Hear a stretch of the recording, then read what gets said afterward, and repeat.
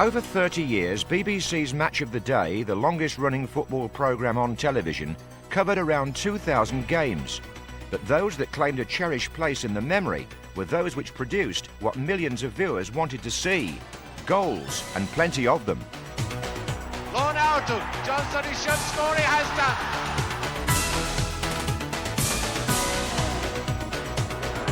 Hope. After.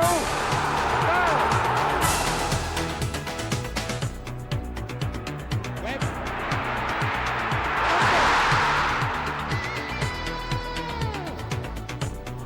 Charlton. Best.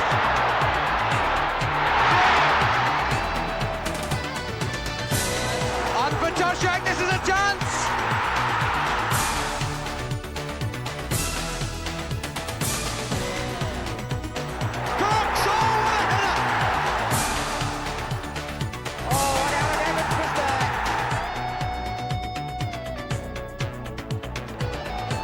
Bird knocked it down for Aldridge.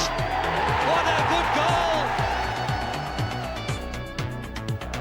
Thomas, and Bright's in there, and Thomas scores for Gray! 3-3! Richie! The first 7-goal haul on Match of the Day came at Hampden Park, just before the 1966 World Cup. The ball, oh, surely Hurst must score, he has done. Hurst has scored for England. 18 minutes gone, and Hurst puts England in the lead, 1-0. Finding England much too good for them. Now back come England, and it's Hurst. To Hunt, to his onside, and that's the second goal. And 35 minutes gone, and Hunt has made it 2-0 for England. And Scotland not going to use the short corner this time. Law, a great goal. Beautiful goal by Law.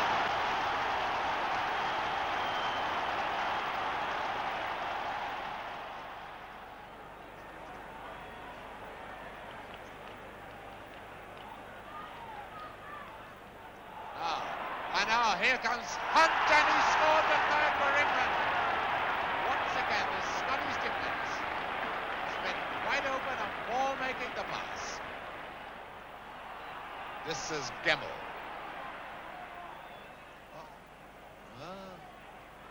Johnstone having to come back for it, which slows up the momentum of the attack. Law now to Johnstone, he should score, he has done. A beautiful ball from Law to Johnstone, and it's 3-2 now, with 11 minutes of the second half gone.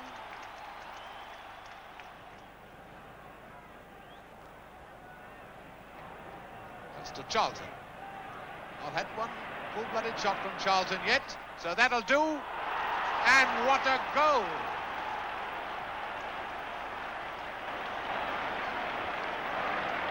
Well, that's Charlton at his most menacing. 17 minutes left for play, and it's 4-2 for England.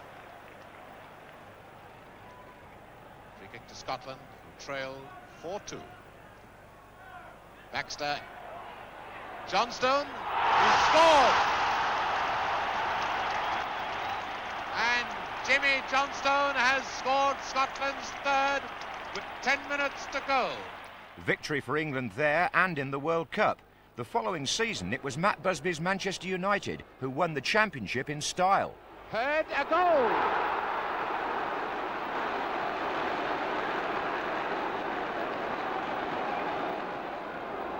Fairfax to Fraser. Because that's still a great goal!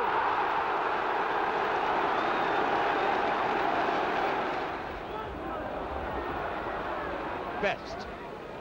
What a gorgeous pass. Aston.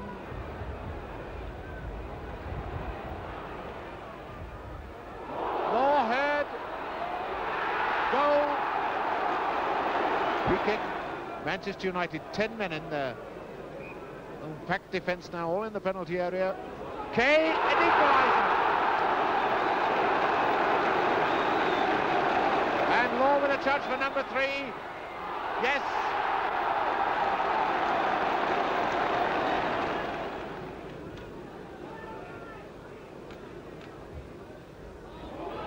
And away Rex Law now, he's got Hurd with him. This is 2 against 1. Should well be the 4th goal. It is.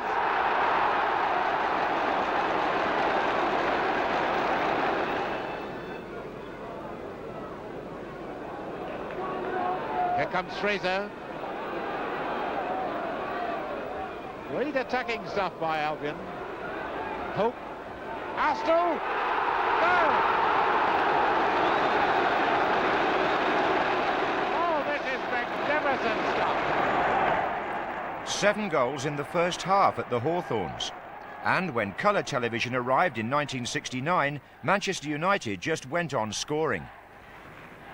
Aston to take the corner kick.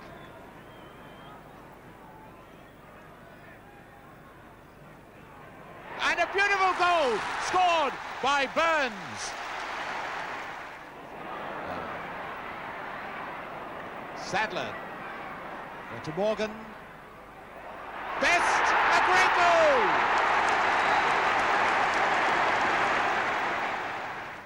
Clyde Best with the corner for West Ham. Redknapp, and a goal by Hurst.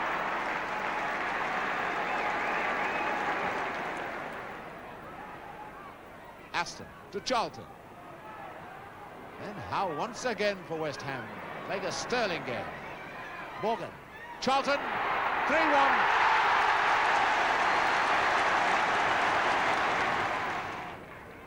Stevenson.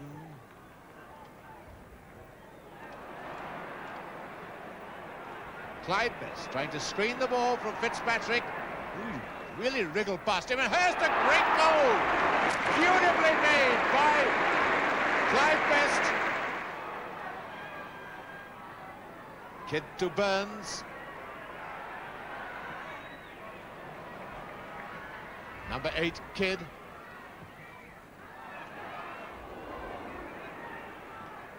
Aston and George Best has scored.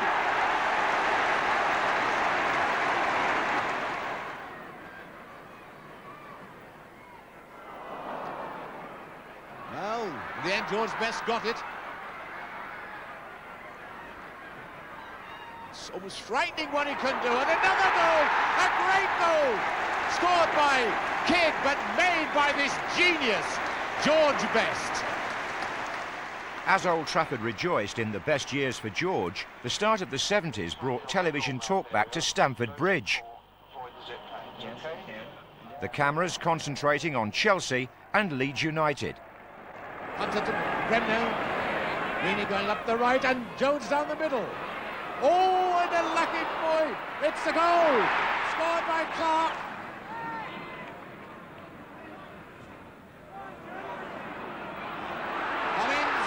Oh, he deserved it. He deserved it. And the slackest bit of defence I've ever seen from Leeds. Biggs taking over the Clark role of standing right by the touchline in front of him. Webb. That's 2-1.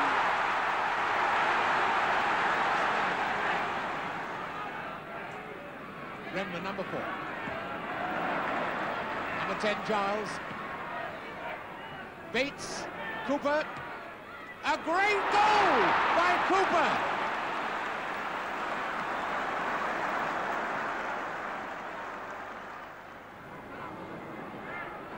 Bremner, it looked like hands is a penalty. Yes, a penalty for Leeds. Oh, Dempsey, I think, almost certainly guided that with his arm. Giles to take it. First match of his season for Hughes. He's got to face a penalty, and it's a goal.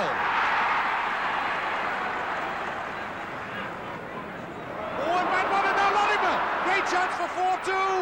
Is it? Yes, it's a goal. Put in by Harris. 4-2. Number 10, Giles.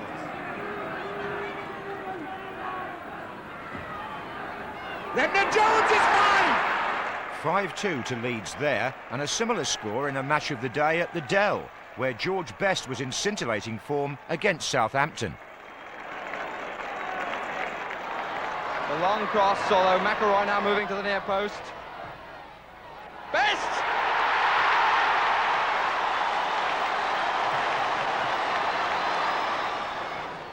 Sammy McElroy. Morgan. If he can put it back, he's got Best and McElroy! Sammy McElroy, the scorer.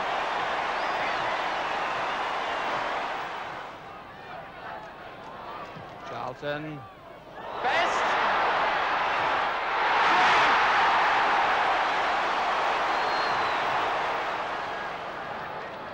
Terry Payne to take it, faced by now a two-man wall. Gabriel up!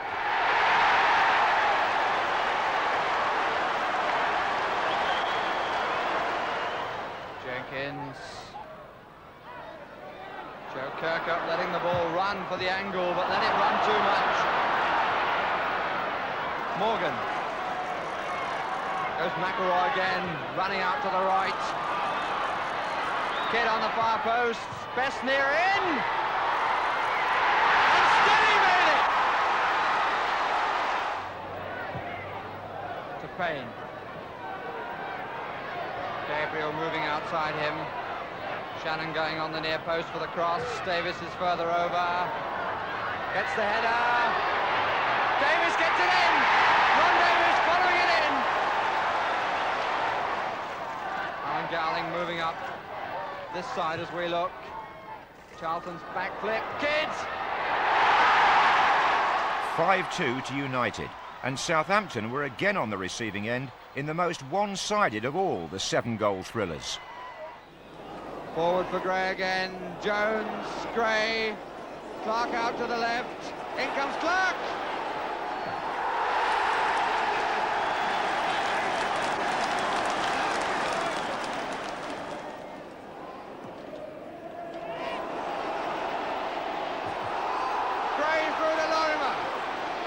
Coming in, number 2.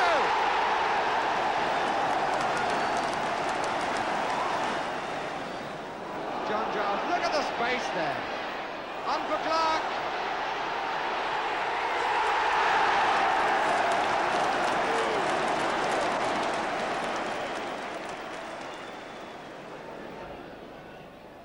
Here's Lorimer. Clark. Jenkins. Giles. Free kick against Stokes. No, it's not given, but here's Lorimer. And I think that must count as an own goal.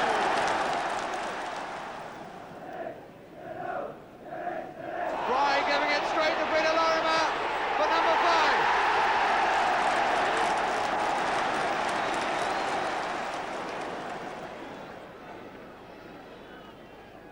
Bremner. Lorimer. All the stripes coming out. Hunto's offside. He's got back now. Gray number 6. Gray moving to the near post. Jack Charlton.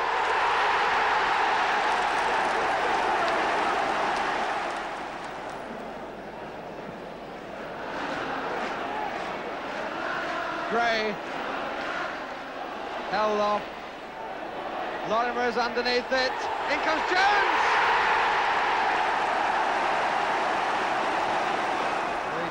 Face still not giving anything away. Bremner.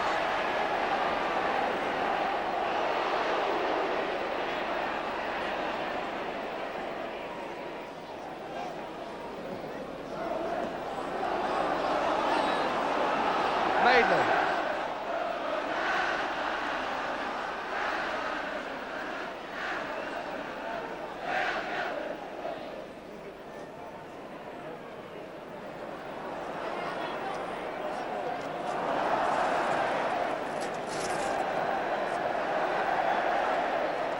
To say that Leeds are playing with Southampton is the understatement of the season. Poor Southampton just don't know what day it is. Every man Union Jack of this Leeds side is now turning it on. Oh, look at that! It's almost cruel.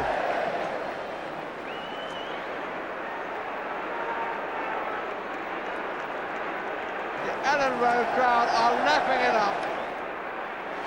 The second home match running, Leeds United are turning on a brilliant show, and the other team are just not on the park.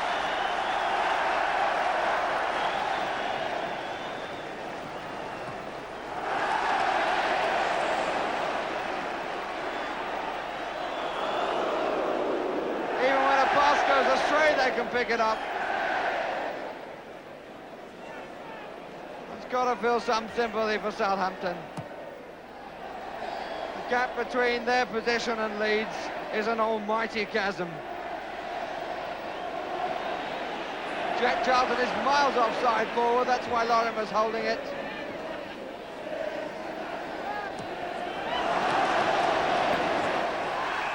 At last, the final whistle put Southampton out of their misery. They were the fall guys for a vintage Leeds performance. Match of the day never screened a more arrogant, assertive team effort. Over at Anfield, a somewhat closer affair. Birmingham breaking well. This is Taylor, could well have a crack. And what a crack! It got a deflection, but he certainly got hold of it.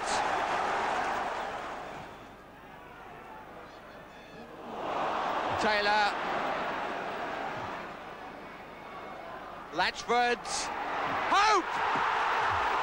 Beautiful play. Hope the scorer. All the Birmingham players in their own 18-yard area.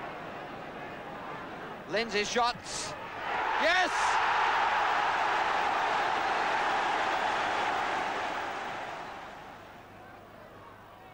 Latchford's, good header that was by Hatton, back again to Latchford's! 3-1! And that is Bob Latchford's 50th goal in league football, and my, how well those two worked it! Cormac. Little nudge, Cormac! Keegan making the run, and Cormac ran all the way for the return. 3-2. Hughes might just have a crack. Tries instead for Lindsay. Again through the gap. I think it got a touch. Perhaps off Cormac. 3 apiece. But Lindsay getting the congratulations. Keegan on for Toshak. This is a chance.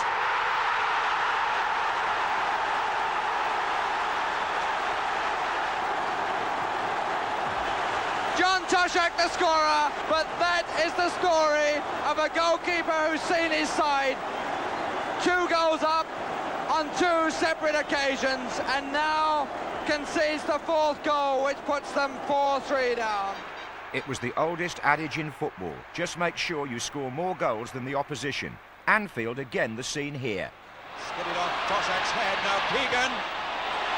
Goal! Goal!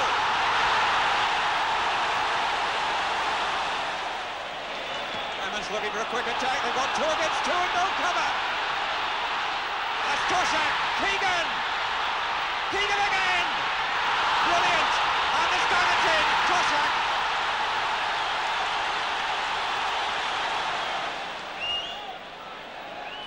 First corner of the match for Ipswich. Beattie, 2-1. Beattie rose above the rest. Clemens couldn't get there, and he was right in the corner.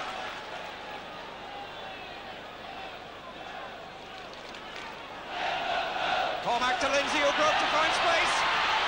3-1.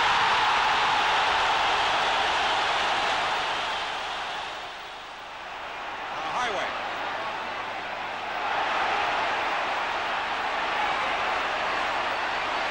Toshak, 4-1.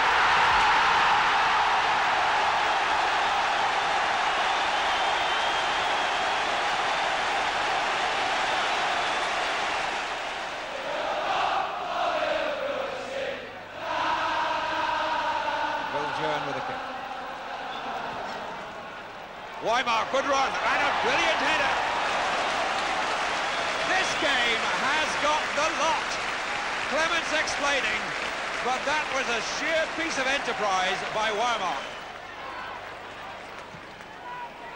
Keegan up with Highway out on the right, number 9. Keegan's gone belting across deep into the penalty area. And it's loose, Cormac, 5-2. Ipswich on the wrong end of a 7-goal scoreline there, but in the quarter-finals of the FA Cup at the Den, they showed no mercy to Millwall on their way to Wembley.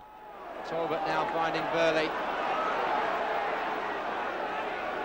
Burley tries a shot. Oh, it's gone in.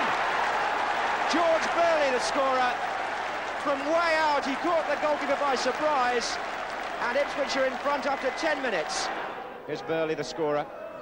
Inside for Osborne. That's a nice ball. It's going to come to Mariner off the line. And Mariner. Well, he scored in the end. But Millwall should have had it away. Mariner makes it 2-0.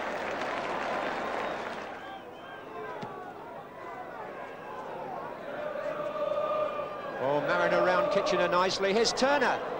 Mariner. 3-0.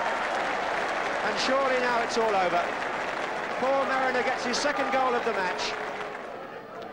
Afraid George Petrie, the Millwall manager, will be disappointed. His team have looked outclassed at times. Here's Hamilton. Perhaps a chance here for Barry Kitchener if he can get to it. He couldn't, but Nemeth did. The substitute gets one back.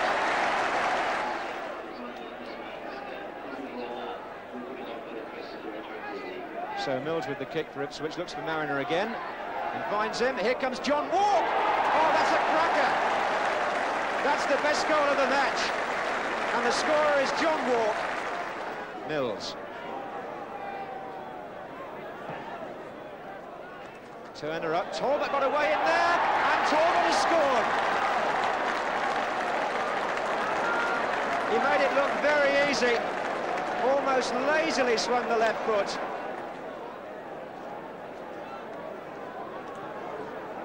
Lambert's made the run, and again the defence is wide open. Lambert's cross, Mariner! Oh! It's 6! And Mariner's hat-trick. When the goals are flying in, who would be a goalie? 19-year-old Billy O'Rourke had to face Queen's Park Rangers and the cameras on his Burnley debut. Away telling him to give it to the goalkeeper. And he declines to accept the advice. And, oh dear, what a disaster!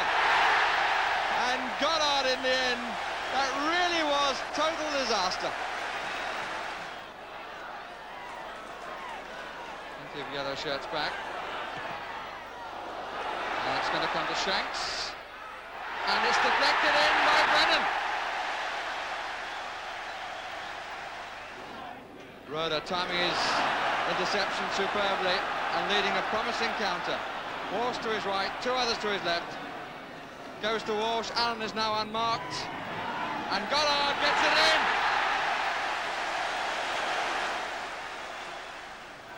And Bowles finds Wicks, and Goddard couldn't get on the end. Oh, beautifully taken by David McCreary!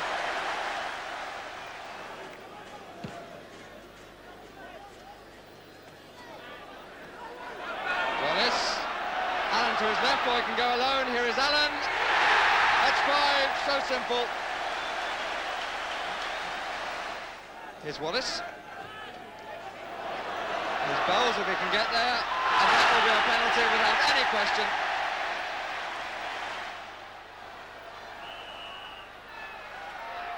Well, the goalkeeper moved and was in no position to make a stop. Bowles immediately to Walsh, draws Thompson, 2 against 1 in the middle. Walsh taking a long time to take advantage of that fact. Here is the man over. And, oh dear, it's Roeder who scores in the end. Roeder who got it in the end. 7-0 to QPR. You had to feel sorry for Billy O'Rourke. And sympathy too, eventually, for non-league Harlow in the FA Cup. Oh, and Prosser flicked it and Steele saved it. Is that in the net? A goal may have been given, and it has. Prosser got a flick on, and when Steele caught the ball, the referee said it was behind the line.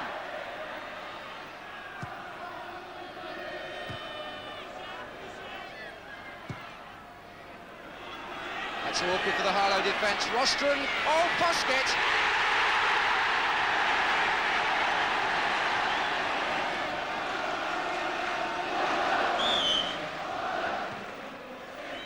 Blissett. Oh, and a diving header has got in by Patching.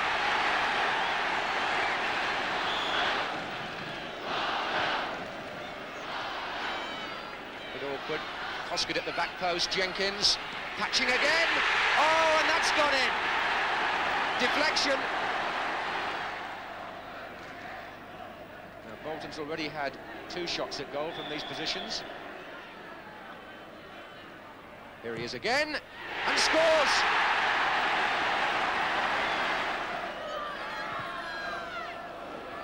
Oof, Bolton away, back in by Clark, flick on by Mackenzie. The man with the bandage round his head got the final touch, John Mackenzie. Twig, here's Mackenzie with a chance, and scores! Harlow gallantly went out, beaten 4-3. In the 5th round, a 7-goal feast at Goodison Park. Everton against Wrexham, then in the 2nd division. Ross drove it, and a touch there, and has that got in? It has, Nixon!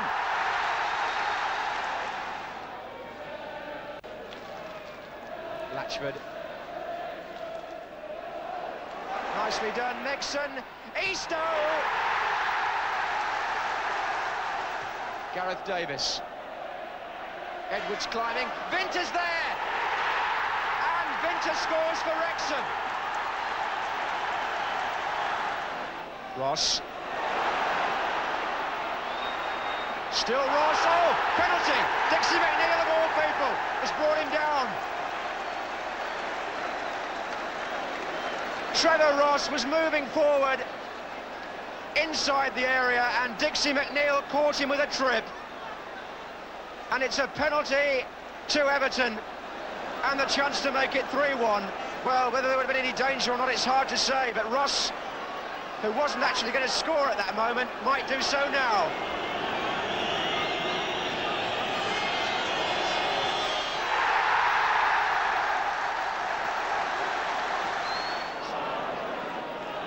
Joey Jones. Oh, Everton shut them down well there. That's Megson. What a good ball. Eastoe. Oh, Latchford's in here. Good stop. Latchford again. It's there.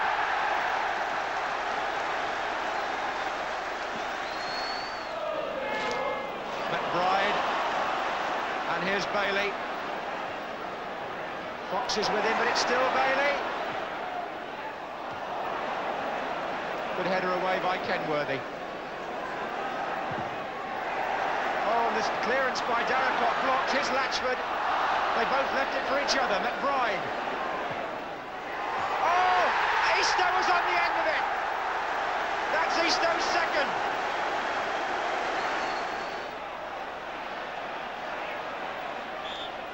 Taken by Darracott.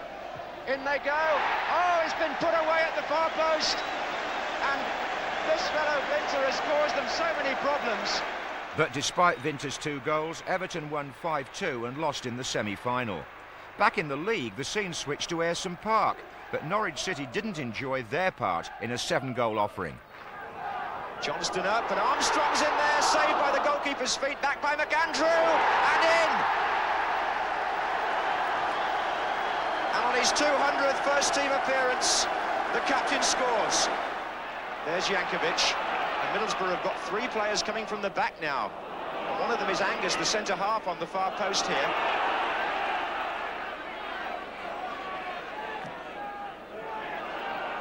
Oh, and Hansborough's missed it. Jankovic!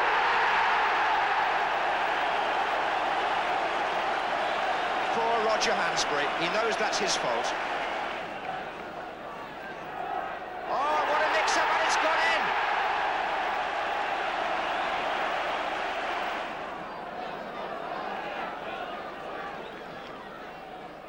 Hodgson's flick. Oh, and it's gone in off Woods, I think. Hodgson certainly got the first touch for Middlesbrough.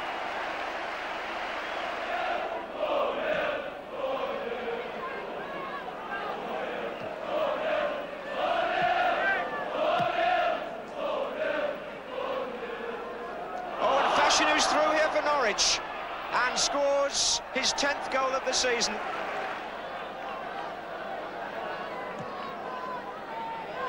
Johnson's at the far post, and Johnson's got that one without a doubt. Well, 3 goals in no more than a couple of minutes, and Craig Johnston. Proctor drags again. Is he offside? Jankovic? No, he's not. Now then, can Jankovic do it here? He can. Thumped it in. And with 10 minutes to go, Bosko Jankovic scores again. 6-1 to Middlesbrough. But a future manager of Norwich, Mike Walker, was in goal for Colchester when the Match of the Day cameras dipped into the 4th Division in 1982. Sheffield United were the visitors, but of the 7 goals, Walker's team scored 5.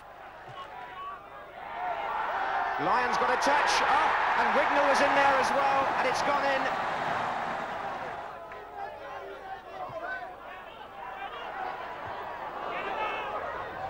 This is McDonough. Hancock. Played in nicely. Oh, and what? Missed that in there. McDonough without a doubt got that one. Allenson has scored 18 goals this season, number 11, and he's well known for his expertise at set pieces in the 4th Division. That's his drive, it's there! Well, this is a sensational opening by Colchester. Waff beaten again, this time by Ian Allenson. Oh my word, it's gone straight in!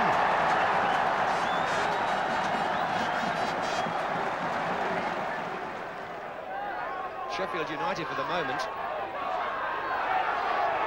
Oh, a trip and a penalty.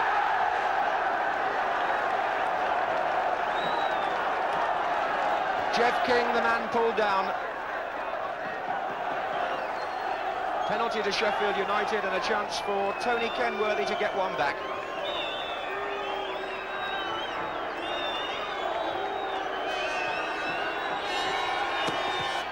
And he does. Here's Cook. McDonough. Hancock's pulled away to the left. Oh, some space here for Bremner. Kevin Bremner makes it 5. Neville.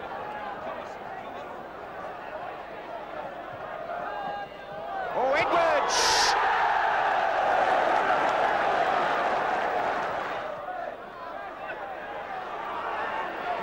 And Neville looking for Edwards. That was a fair ball, and Edwards on his way again.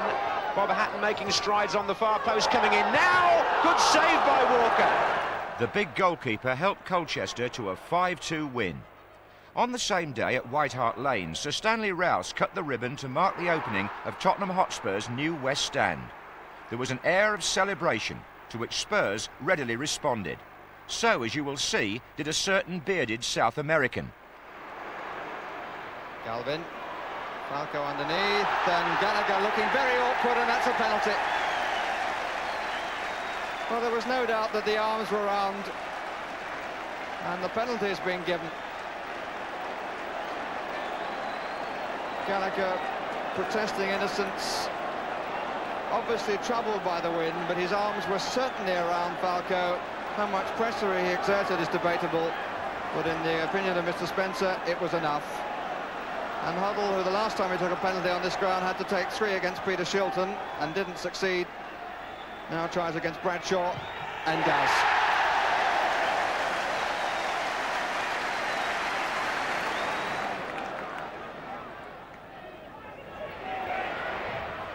Oh, I say! Smile says it all from Ricky Beer. And Bradshaw seemingly suggesting there was an almighty swerve on the ball. Oh, I must say that's pretty long 10 yards Mr. Spencer has measured out. would think that certainly is nearer 15, but let's face it, it makes a change. Hibbits, and he scores.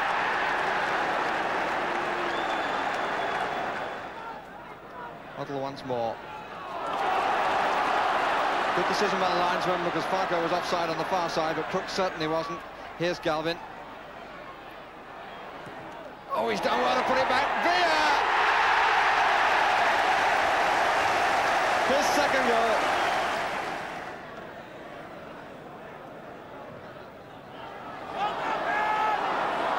Crooks. 3 to put it back to. Berry again with the challenge. Villa! That's his hat-trick.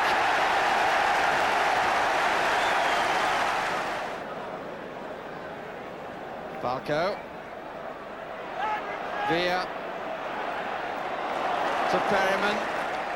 They're queuing in the middle. Crooks! Oh, what a header!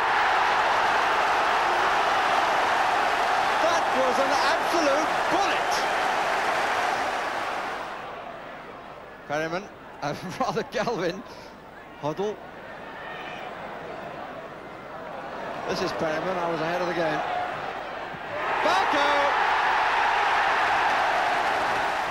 6-1 to Spurs, and when a team are in that sort of mood, you wouldn't stop them even if you had 3 goalkeepers. Wouldn't you? Well, Leicester City tried it in the 6th round of the FA Cup. Mark Wallington started in goal, but he was injured and replaced by striker Alan Young. He too got hurt and gave way briefly to winger Steve Lynex. As for the match itself, that was another 7-goal thriller. It's cutting in a lot. The goalkeeper's in trouble, and May scores. Backing away now. And it comes down to Bates, who puts it in. Chick Bates, it's his 3rd goal in the FA Cup competition. Out by May, only to cross. Bates, Kelly, and he gets the punch to it, to Wallington, and he tries the punch again, and it goes all the way.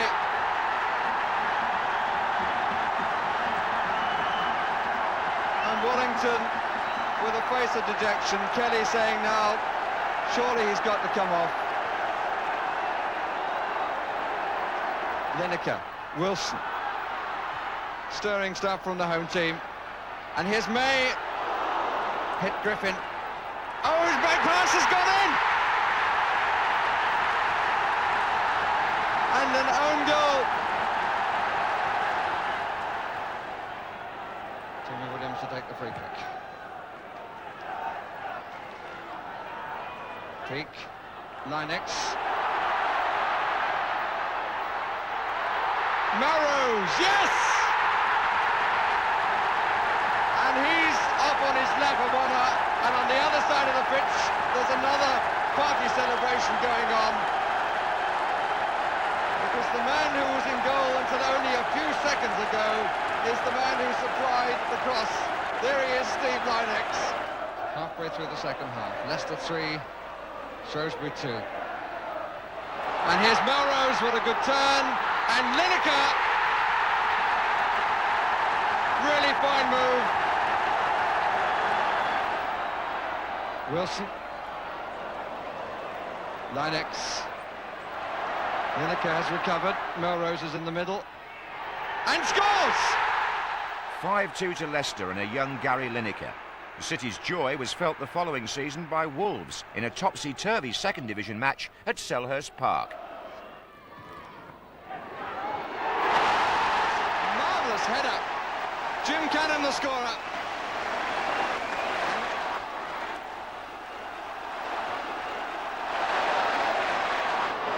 Jones, yes!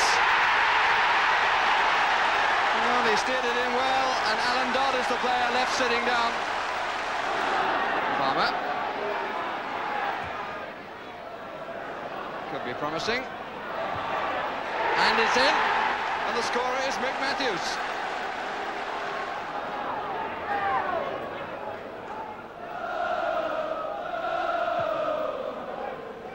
Watches it all the way. Eves, Clark, Oh, good save! Oh, no! Oh, how unlucky can you get?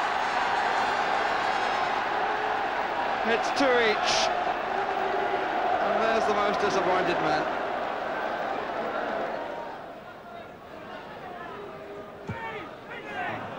Claimed by Eves. To Hibbets. Gray! Yes! Lovely header. That's a preach. Piece of improvisation by Alan Dodd. He rather telegraphed his clearance. This is Hinshelwood. Oh yes, it's in!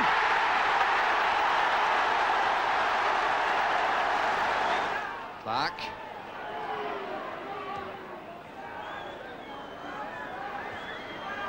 Humphrey. Waiting, and that's a fine goal by Matthews.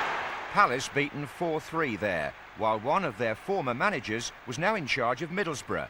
Malcolm Allison's afternoon back in London was completely spoiled by Queen's Park Rangers. Finds Flanagan, who lets it run through to Micklewhite. What a goal this could be. What a goal it is. Marvellous goal by Queen's Park Rangers. And a goal of classic simplicity which could be followed very quickly here. Seeley onto it, now Gregory, and Flanagan is in space, and that's two! 2 goals in the space of 20-odd seconds. What a remarkable way for this game to come to life. Waddock's clearance. Wood forward, and Segru unmarked and onside, but couldn't finish. He could still. Remarkable incident. There was a claim for handball, and the referee has indeed given the penalty. So Borough, with Mick Kennedy to take it, could pull one back and have. Nicely struck penalty by Mick Kennedy. Dangerous here. Seeley flicks it on, and it's in! Clive Allen has done it.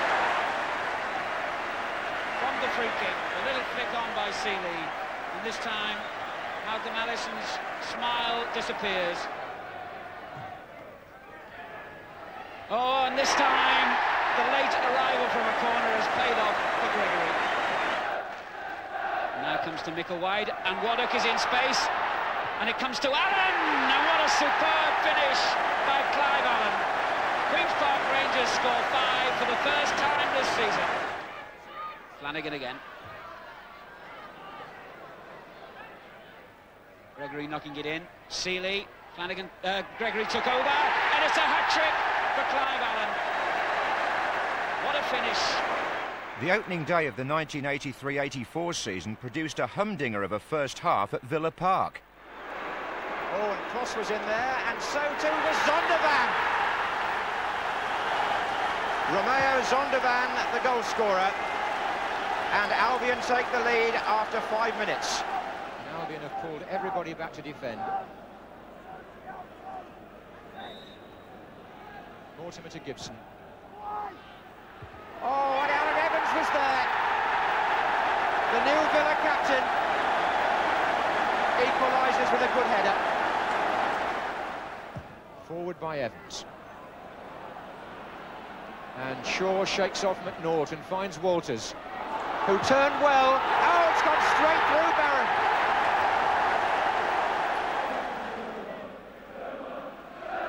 Cross. Thompson. Oh, I say, this is some game. It's 2-2.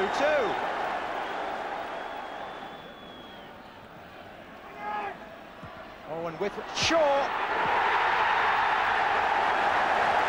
Where's it all going to stop? Gary Shaw for Aston Villa. Villa Park buzzing with 5 goals to talk about in the first half. It's not over yet. That was Nicky Cross to Zondervan, who started it all off. And he's got Regis going through for Albion. What a fine save by Spink. And Regis has got the ball back. And he scored! Amazing.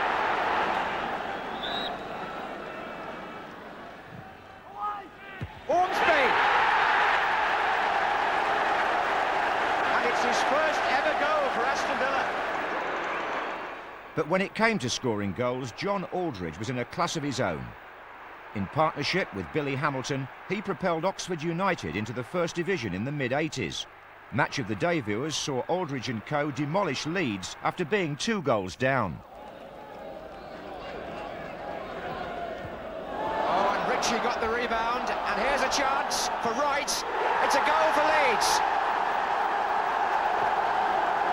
Oxford were victims there of their own mistake. Gray.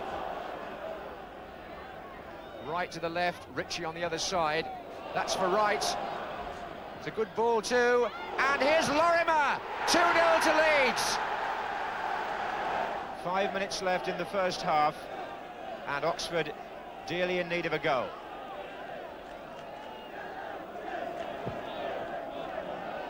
Oh, it's got in! Briggs got there. Against his hometown club, the scorer is Gary Briggs. Truick. Here's Langen. Truick again. And Hebbard to float one. Hamilton's there at the far post. 2-2. Aldridge with the header. Hamilton. And here's Brock. And Aldridge is coming in. It's there. 3-2. Dickinson. Hebbard was in the way. Hamilton. Oh, it's Aldridge. He's clean through. He's got past the goalkeeper. Aldridge. 4-2. What a game this is.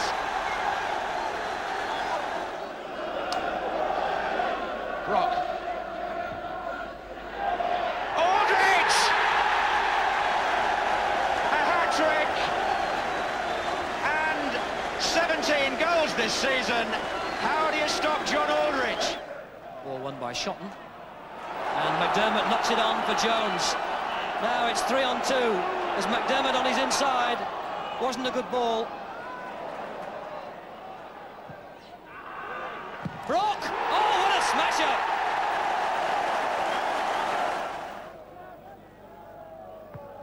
Oh, what a poor kick by Gorham. He's put Jones in possession, who's only the keeper to beat. Finds Aldridge, is that 29? It is. No offside. Bobby MacDonald back to his keeper, and Parker might get there. He has. Hardwick's out of goal, but he's got back now. Oh, Quinn! Had to be. And Oxford will have to blame themselves for that. Truick. Nice back heel by Aldridge. This is Truick. McDermott in support. This is Brock. Bobby MacDonald!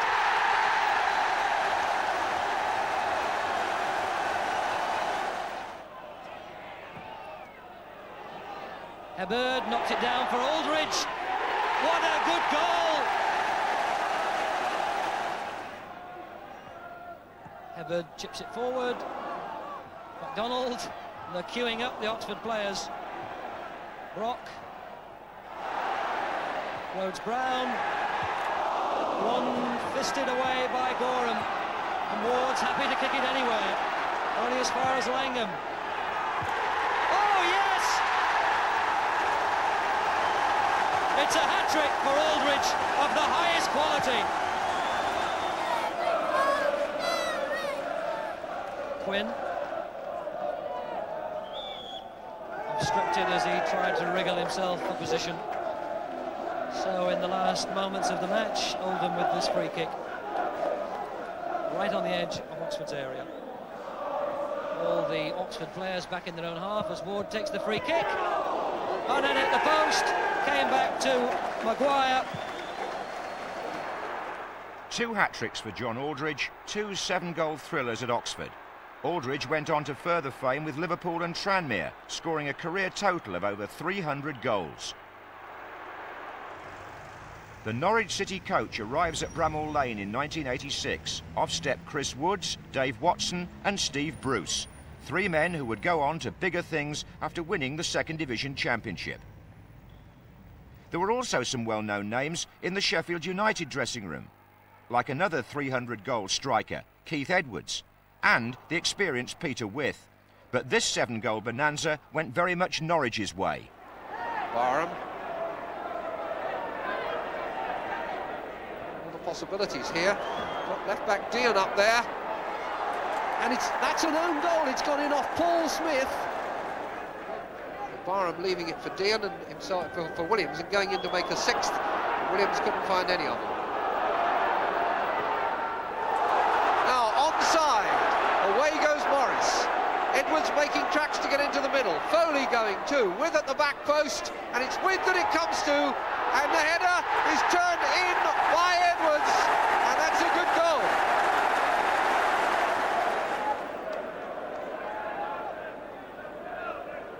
We're coming up 4 minutes from half-time. This could fall, and Drinkle has got it.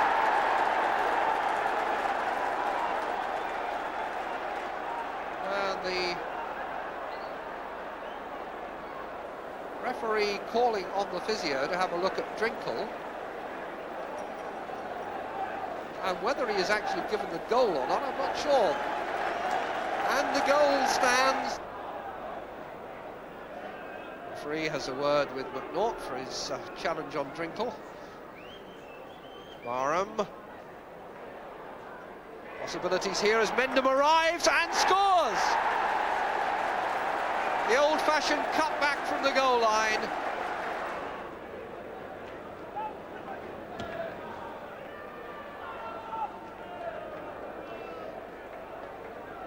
Bolton, again the flag stays down, Edwards is there and has scored again! Now that'll set up the last 7 or 8 minutes for Sheffield United. Keith Edwards, Lewington to Smith, needs to go back again quickly. Watson underneath it. Then Dean, now Biggins. Williams, problems here. Barham, he's got Biggins in the middle, goes in on his own and scores, and that settles it, 4-2. Well, that was always the danger with Sheffield United being pulled forward. A couple of minutes left. A couple of minutes that are in many ways more important to Sheffield United than they are to Norwich City. Now here's Biggins going in and making it 5, and it's a rout. That victory helped Norwich win the second division title by 7 points. But in the first division, the Cannon League Championship was being hotly contested by Liverpool, West Ham and holders Everton, who found themselves at home on the last Saturday of the season to Southampton. 17-year-old Keith Granger had no expectations of a role in the championship stakes, but a hamstring injury sustained by Peter Shilton and the absence of Shilton's regular deputy means that the Southampton youth team goalkeeper now faces an Everton team praying to stay alive. Sharp! And off the line, and then finally in. The man who scored it was Derek Mountfield. It was Armstrong who got it off the line.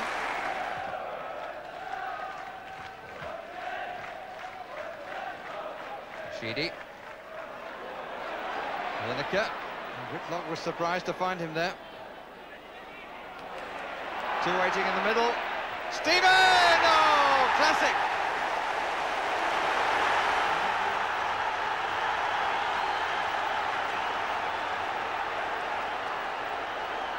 Stephen. Lineker.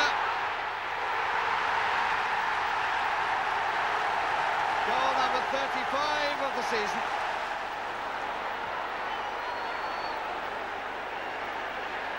Gittins was nowhere near the ball. Stephen. Bracewell. And still Lineker. Well, he didn't hit it quite truly, but he doesn't care, and neither do the crowd. His second, Everton's fourth. Campbell now down on the bench, as you see. Heath stole it. Lineker in the inside right position. This is Sheedy. Oh, that's a great turn. Sharp! Lovely goal! But what a marvellous piece of play by Kevin Sheedy.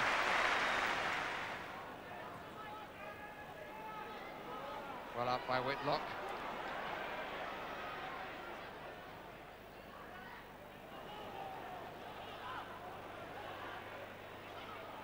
Heath asked a bit too much of Stephen. Wallace. Puckett wanted it. Wallace didn't want to give it to him. Does in the end. And Puckett scores. Oh, Wallace made the right decision. That's a variation of chant you only sing when you're 5 up. In fact, the only singing was coming from the supporters of the team, which is 5-1 down. Here's Sharp. Sheedy. Vanden Hauwe. Heath. Well played by Vanden Hauwe. And by Heath. Yes, that's 6. And that's Lineker's hat-trick.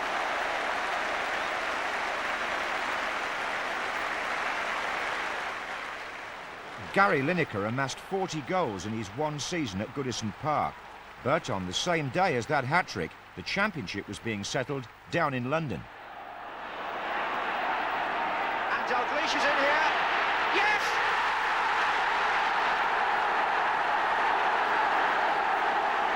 The player-manager scores the goal that may edge Liverpool nearer to their 16th championship. But Liverpool themselves were involved in a 7-goal thriller in the semi-final of the FA Cup at Villa Park in 1990. Onside, Ian Rush. Liverpool take the lead. Ian Rush, the ace goal scorer, once again makes it look so easy. Palace never recovered from Pardew losing the ball in midfield to McMahon, and the penetrating pass found out the Palace defence. McMahon, who got the ball from the Palace player Pardew, slide rule ball, isn't it? They're looking for an offside, it never came, and as Nigel Martin narrowed the angle, Rush just jogged the ball past him with his left foot. Well, let's see what Palace can do about it now in the second half as they attack the Holt end here at Villa Park. John Pemberton, a lovely run early on, and a chance for Barber, and Venison, and it's a shot, and it's there by Bright. It's Mark Bright, straight from the kick-off. After John Sulako's shot didn't quite get there, Bright certainly did, and Palace are level. Well, it was John Pemberton here who takes so much credit. It was an inspired run. The cross met first of all by Venison, then Sulako off target, but Mark Bright hammers that left-footed into the unguarded goal. Andy Gray has placed the ball. That's his cross, and Bright's there. O'Reilly's there, and Palace, are they in front? Yes, they are. And Gary O'Reilly from the back found room in the penalty area. From the set play, which people felt would be a Palace strength, or maybe a Liverpool weakness, O'Reilly drives the ball past Grobbelaar. Staunton to Venison. Right across the goal, McMahon! Oh, it's there! It's 2-2! Steve McMahon. So the free kick now works for Liverpool, and a nice unexpected one it was too, how they worked that. Venison's low drilled cross, it comes out to Steve McMahon, and that's a fabulous shot. Beardsley. Oh, look at this. Staunton. Penalty. Pemberton on Staunton. George Courtney has pointed the spot, and Pemberton is distraught. Well, I'm not sure about that from here. Staunton is in the box, there's no doubt about that. But was he pushed? Well, the referee couldn't have been closer, could he? Barnes scores. The goalkeeper went the right way, but the kick was true in the corner. And Liverpool lead by 3 goals to 2. Thomas. And Bright's in there. And Thomas! Staunton, Gray! Gray, 3-3! Andy Gray for Palace, they're back in it! It's a free kick again, a set play, and keep your eye on number 4, Andy Gray, because when all this is over, Robillard comes, doesn't make it, Thomas, Staunton, Gray, 3-3. Thorne flicked it on, and it's gone in! Pardew! 4-3 Palace! Thorne flicks it on, and somewhere out the crowd came Pardew. Amazingly, the other semi-final that day between Manchester United and Oldham Athletic produced 6 goals. Oldham in the early 90s were a side guaranteed to score and concede a hatful. But who would have thought that their survival in the FA Premier League in 1993 would be sealed by the last in our line of 7-goal thrillers? Oldham were at home to Southampton, knowing they had to win, hoping at the same time that Crystal Palace lost at Arsenal. For Oldham's manager of 11 years standing, Joe Royle, it was the most nail-biting afternoon of his career at Boundary Park. And it's in! Straight in! From Neil Poynton. 5 up. Letizia! 1-1. Completely unmarked, Matthew Letizia. Very, very clean strike.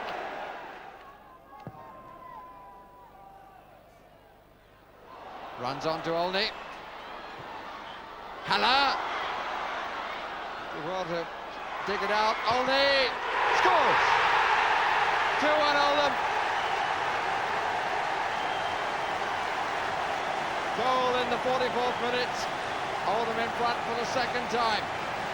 Seemed to have got away from Haller, but he stretched, came back to Olney from Haller's right foot, and Olney worked the position. There seemed to be a deflection there, but it's 2-1. Fleming gets away from Banger, who's coming back at him. Haller. Ritchie!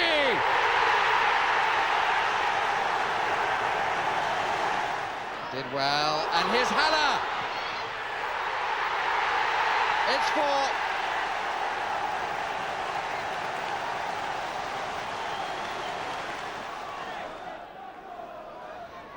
Milligan is the man on the end. He's the one who's got to stand firm.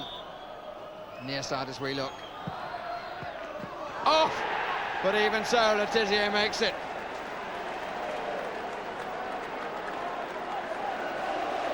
Benali. Cockrell, Benali. Kenna.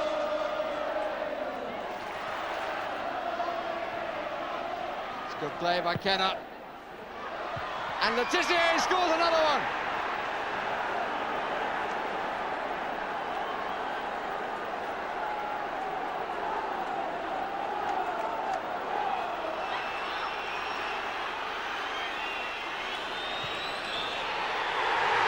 And the final whistle is blown. An extraordinary end to the season at Boundary Park.